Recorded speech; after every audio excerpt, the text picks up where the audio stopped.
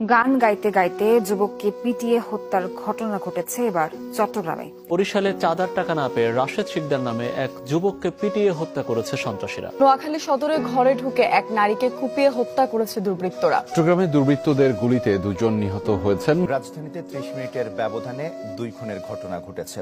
গাজীপুরে জাতীয় বিশ্ববিদ্যালয়ের উপাচার্যের উপর হামলার ঘটনা ঘটেছে। ধানমন্ডিতে প্রকাশ্যে কোপানো হয়েছে এক যুবককে। কিশোরগঞ্জে পূর্বশত্রুতার জেরে ডাকাত আখ্যা দিয়ে এক দিনমজুরকে পিটিয়ে হত্যার অভিযোগ উঠেছে। সিরাজগঞ্জের এনায়েতপুর থানার ১৩ পুলিশ সদস্যকে পিটিয়ে হত্যা করা হয়েছে।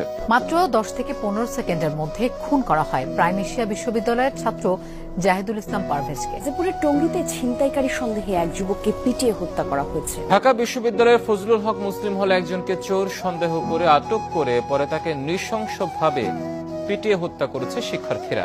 মব উস্কে দিয়ে মাওলানা রইসউদ্দিনকে পেটানো, পুলিশি হেফাজতে তার মৃত্যু। মুন্সিগঞ্জে ডাকাতির নাটক সাজিয়ে এক ব্যক্তিকে পিটিয়ে হত্যার অভিযোগ উঠেছে। এবার ভয়ঙ্কর এ চক্রের ছুরিকাঘাতে প্রাণ গেল এক কলেজ ছাত্রের।